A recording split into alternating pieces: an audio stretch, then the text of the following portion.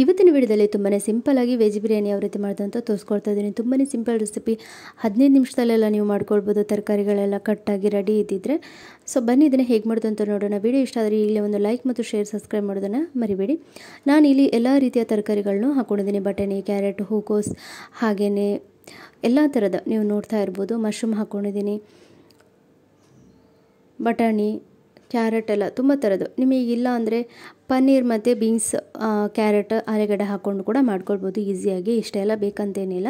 ನಾನು ಇರೋದಕ್ಕೆ ಹಾಕ್ಕೊಂಡಿದ್ದೀನಿ. ಸ್ವಲ್ಪ ಮೊಸರನ್ನ ಹಾಕ್ಕೊಳ್ಳಿ, ರುಚಿಗೆ ತಕ್ಕಷ್ಟು ಉಪ್ಪನ್ನು ಹಾಕ್ಕೊಂಡು, ನಂತರ ಇಲ್ಲಿ ಸ್ವಲ್ಪ ಗರಂ ಮಸಾಲನ ಹಾಕ್ಕೊಳ್ತಾ ಇದ್ದೀನಿ. ನಂತರ ಇಲ್ಲಿ ಸ್ವಲ್ಪ ಚಿಕನ್ ಮಸಾಲ, ಇಲ್ಲಿ ನಾನು ಫ್ರೈ ಮಾಡಿರೋವಂಥ ನೀರುಳ್ಳಿನ ಹಾಕ್ಕೊಳ್ತಾ ಇದ್ದೀನಿ. ಇಲ್ಲಿ ನೀವು ಯಾವುದಾದ್ರೂ ಒಂದು ಬಿರಿಯಾನಿ ಮಸಾಲ ಹಾಕ್ಕೊಳ್ಳಿ. ಇಲ್ಲಿ ನಾನು ಚಿಲ್ಲಿ ಪೇಸ್ಟನ್ನು ಹಾಕ್ಕೊಂಡಿದ್ದೀನಿ, ಅಂದರೆ ಕಾಯಿ ಮೆಣಸು ಪೇಸ್ಟನ್ನು ಹಾಕ್ಕೊಳ್ತಾ ಇದ್ದೀನಿ. ಇಷ್ಟನ್ನು ಚೆನ್ನಾಗಿ ಮಿಕ್ಸ್ ಮಾಡಿ ನೀವು ಒಂದು 15 ನಿಮಿಷದ ಕಾಲ ಇಡಿ. 15 ನಿಮಿಷ ಇಡೋದ್ರಿಂದ ಒಳ್ಳೆ ಮೆಣಸು ಮತ್ತು ಉಪ್ಪು ಹೇಳ್ಕೊಳ್ಳುತ್ತೆ. ಈಗ ಅರಿಶಿನ ಹಾಕಿ ನಾನು ಮಿಕ್ಸ್ ಮಾಡಿ ಇಡ್ತಾ ಇದ್ದೀನಿ. ಇಲ್ಲಿ ನಾನು ನೀರು ಕುದಿಲಿಕ್ಕೆ ಇಟ್ಕೊಂಡಿದ್ದೀನಿ. ಇದಕ್ಕೆ ಸ್ವಲ್ಪ ಉಪ್ಪು, ಎಣ್ಣೆ, ಗರಂ ಮಸಾಲ ಇದ್ದು ಹಾಕ್ಕೊಳ್ಳಿ. ಕುದಿ ಬಂದ ಮೇಲೆ ಇದಕ್ಕೆ ಅಕ್ಕಿನ ಹಾಕೊಳ್ಳುವಂಥದ್ದು.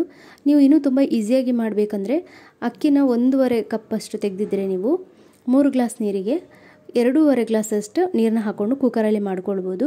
ತುಂಬ ಈಸಿ ವಿಧಾನ ನೀವು ಅದರಲ್ಲಿ ಮಾಡೋದಾದರೆ. ನನ್ನ ಕುಕ್ಕರ್ ಸರಿ ಇರಲಿಲ್ಲ, ಅಂದರೆ ವಾಷರ್ ಸರಿ ಇಲ್ಲ, ಹಾಗಾಗಿ ನಾನು ಪಾತ್ರೆಯಲ್ಲೇ ಮಾಡ್ಕೊಳ್ತಾ ಇದ್ದೀನಿ. ನೀವು ಮಸಾಲಾನ ಮಾಡ್ಕೊಂಡು ಕುಕ್ಕರ್ನ ಅಡಿಭಾಗದಲ್ಲಿ ಹಾಕಿ ಮೇಲಿಂದ ಅಕ್ಕಿಯನ್ನು ಹಾಕಿ ಯಾವ ರೀತಿ ನಾವು ಬಿರಿಯಾನಿ ಎಲ್ಲ ಮಾಡ್ತೀವಿ ನೋಡಿ, ಅದೇ ರೀತಿ ನೀವು ಮೇಲೇನ ಎಲ್ಲ ಹಾಕಿ ಮೇಲ್ಗಡೆನೇ ನೀರು ಹಾಕಿದ್ರಾಯಿತು. 2.5 ಕಪ್ಪಷ್ಟು ನೀರು ಹಾಕಿ ನೀವು ಕುಕ್ಕರಲ್ಲಿ 1 ವಿಸಿಲ್ ಬರ್ಸ್ಕೊಂಡ್ರೆ ಈಸಿಯಾಗಿ ಬೇಗನೆ ಆಗೋಗ್ಬಿಡುತ್ತೆ.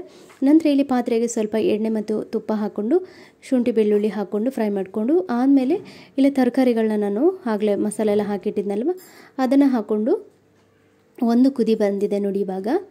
ಈಗ ಒಂದು ಕುದಿ ಬಂದ ನಂತರ ಇದಕ್ಕೆ ನಾನು ಅನ್ನನ ಹಾಕ್ಕೊಳ್ಬೇಕು. 3/4 ಭಾಗದಷ್ಟು ಅನ್ನ ಬೇಯಿಸ್ಕೊಂಡಿದ್ದೆ, ಇನ್ನು ಉಳಿದಿರೋವಂಥದ್ದು ಈ ಮಸಾಲೆಯಲ್ಲಿ ಬೇಯಬೇಕು.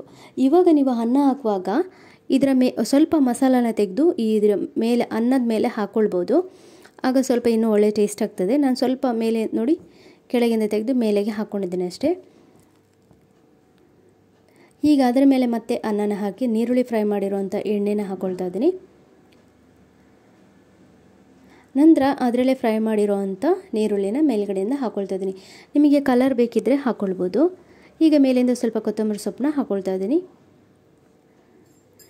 ಇದನ್ನೊಂದು 20 ನಿಮಿಷ ಸೆಕೆ ಬರ್ಸ್ಲಿಕ್ಕೆ ಇಡಬೇಕು. ಲೋ ಫ್ಲೇಮ್ ಮಾಡಿ ಮೇಲೆ ಯಾವುದಾದ್ರೂ ಭಾರದ ವಸ್ತುನ ಇಡಿ. ಈಗ ನೋಡಿ ಚೆನ್ನಾಗಿ ಇದು ಸೆಕೆ ಬಂದಿದೆ, ನೀವು ನೋಡ್ತಾ ಇರ್ಬೋದು. ಅನ್ನ ಎಲ್ಲ ಉದ್ದ ಆಗಿದೆ. ಇದ್ರ ಜೊತೆ ನೀವು ಕರ್ಡ್ಸ್ ಮಾಡಿಕೊಂಡು, ಅಂದರೆ ಮೊಸರಿಗೆ ನೀರುಳ್ಳಿ, ಟೊಮೆಟೊ, ಕಾಯಿ ಮೆಣಸು, ಉಪ್ಪು ಹಾಕ್ಕೊಂಡು ಮಾಡಿಕೊಂಡ್ರೆ ಇದ್ರ ಜೊತೆ ತುಂಬಾ ಚೆನ್ನಾಗಿರ್ತದೆ. ಸೊ ಸಿಂಪಲ್ ರೆಸಿಪಿ ಇದು. ನೀವು ಮನ್ಸು ಮಾಡಿದ್ರೆ ಒಂದು 15 ನಿಮಿಷದಲ್ಲಿ ಮಾಡ್ಬೋದು. ಸೊ ಈ ವಿಡಿಯೋ ಇಷ್ಟ ಆದರೆ ಲೈಕ್ ಮತ್ತು ಶೇರ್ ಸಬ್ಸ್ಕ್ರೈಬ್ ಮಾಡೋದನ್ನು ಮರಿಬೇಡಿ.